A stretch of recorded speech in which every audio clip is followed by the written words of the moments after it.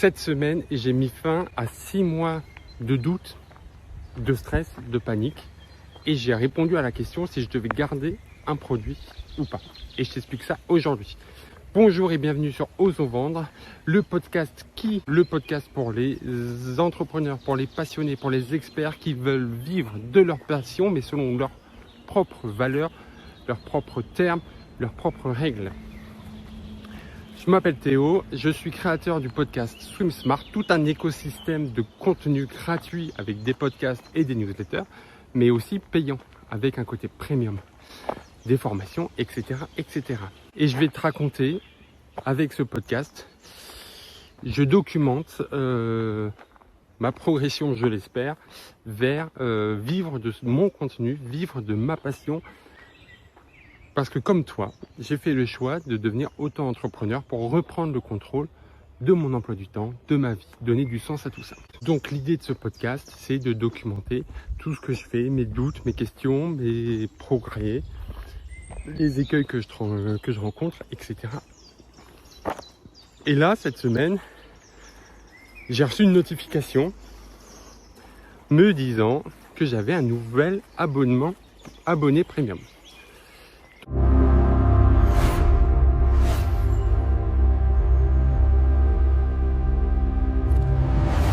Donc pour mettre un peu de contexte, les auditeurs de Swim Smart peuvent devenir abonnés premium, ce qui permet d'avoir plus de contenu, moyennant une mensualité ou un paiement à l'année, des épisodes en plus, des formations, du contenu. Et il y a 6 mois, j'avais décidé d'augmenter le tarif. J'avais décidé de passer de 5,99 par mois à 10 € par mois. Et depuis, j'avais aucun nouvel abonné. Alors, les anciens restaient, mais avec l'ancien tarif. Et pas de nouveau. Et ma création de contenu est faite ainsi. Chaque dimanche, j'envoie une newsletter où l'idée, c'est de faire le lien entre tout ce que j'ai dit dans la semaine et une offre que je propose et l'abonnement premium. Avec un joli CTA, donc Call to Action à la fin. Et un de mes outils, MailerLite, me permet de voir combien de personnes cliquent sur ce lien. Et chaque dimanche, quand j'envoyais ce lien, je voyais 0 clic. J'avoue que au fur et à mesure, j'ai traversé différentes phases. La première phase, c'était la colère. Je vais pas te mentir. J'étais persuadé que mes auditeurs étaient juste des consommateurs qui voulaient juste prendre le contenu gratuit que je faisais. Et dès que je leur disais attention, il y en a plus, mais il faut payer pour le plus, et ben là, il n'y avait plus personne. Je suis pas forcément fier de ça, hein, mais c'est comme ça.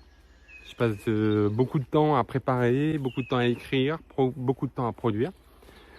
Et quand ça ne suit pas derrière, qu'il reste au contenu, et ben c'était compliqué. Donc j'avoue que très souvent, j'ai pensé abandonner. J'ai pensé arrêter le côté premium. Je voyais que le côté avec les marques, avec les entreprises, fonctionnait bien et j'ai de plus en plus de demandes de contrats et de demandes de partenariats. Et donc je me suis dit, bah, on va s'arrêter là.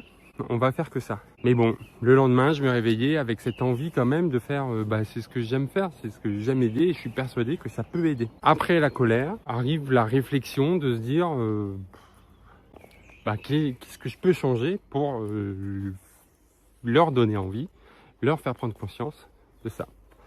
Je t'ai parlé dans un épisode précédent de ce qui, selon moi, déclenche la vente. Cet équilibre entre confiance en toi, entre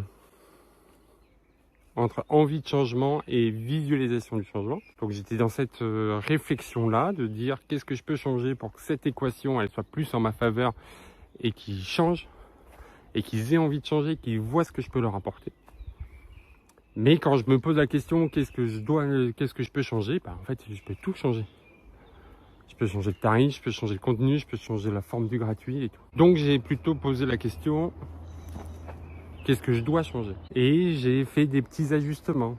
J'ai changé ma fréquence des newsletters.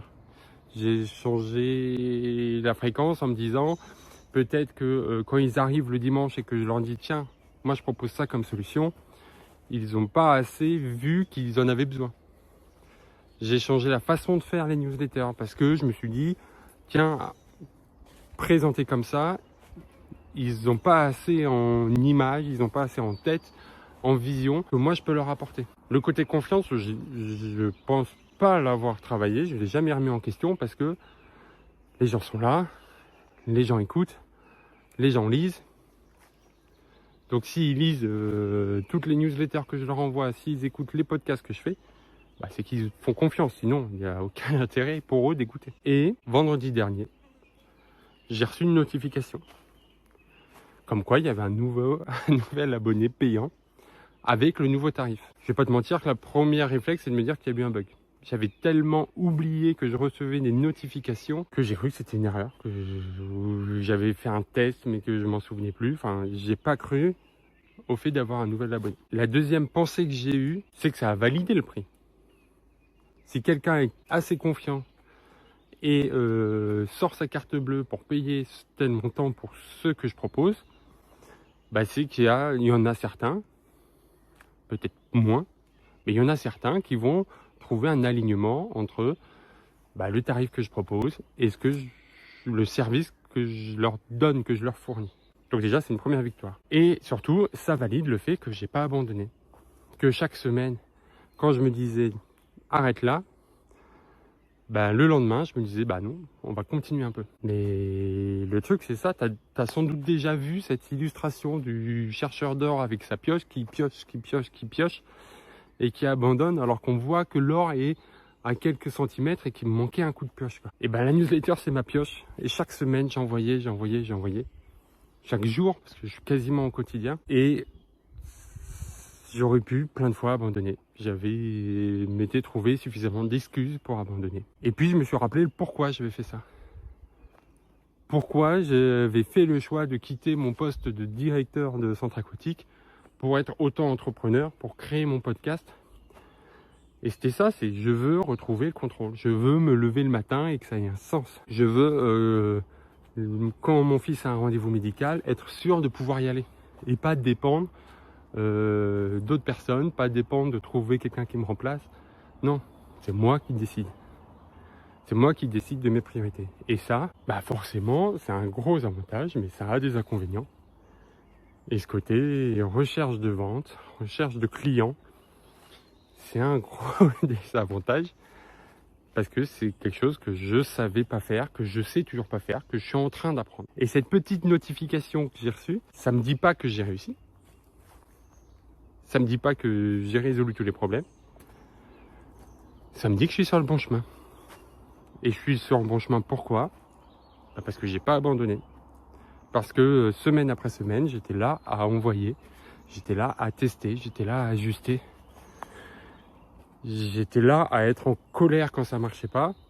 J'étais là à me remettre en question quand j'étais calmé. Toujours dans l'optique de me dire comment je fais pour vivre de ma passion, mais selon ma valeur, selon mes valeurs, selon mes propres termes. C'est ça que je vais développer dans ce podcast et c'est ça que je vais poursuivre dans la newsletter. Parce que je lance la newsletter Osons Vendre.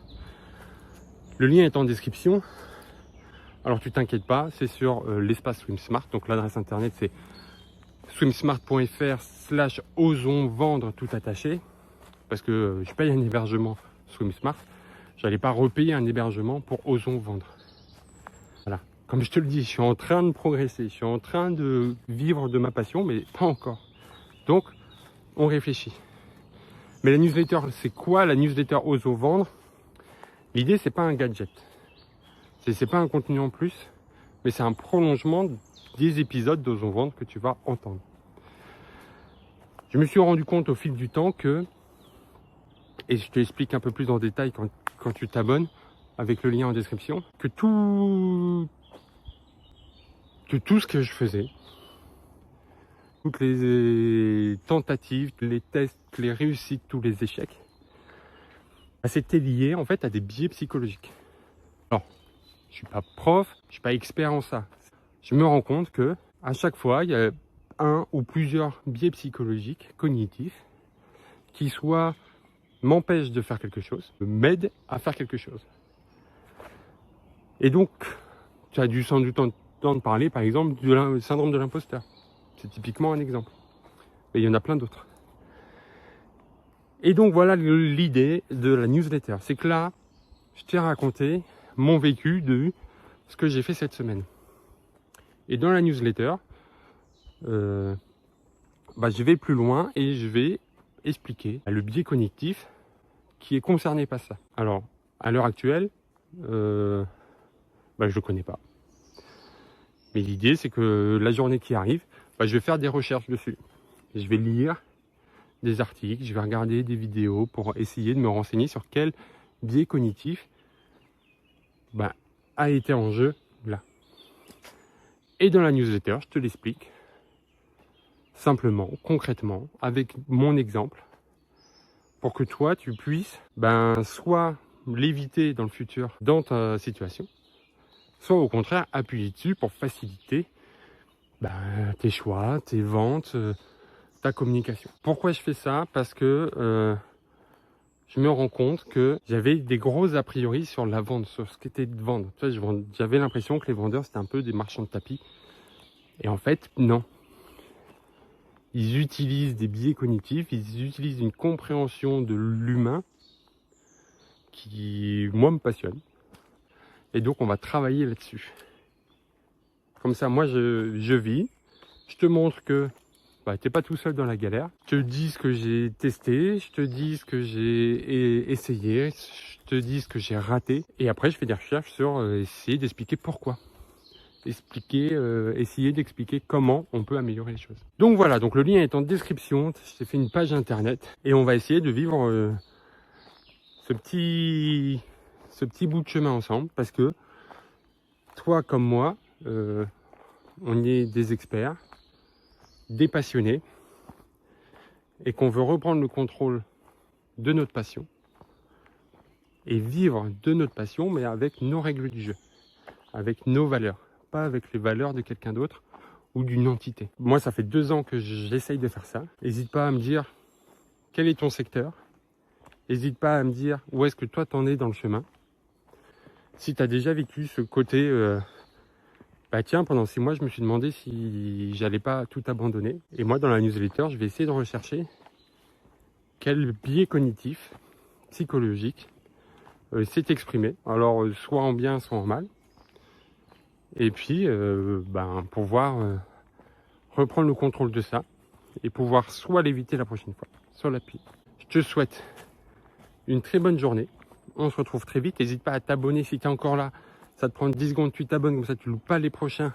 Tu t'inscris à la newsletter. Ça, on en apprend un peu plus ensemble. Je te souhaite une très belle journée. À très vite. Salut!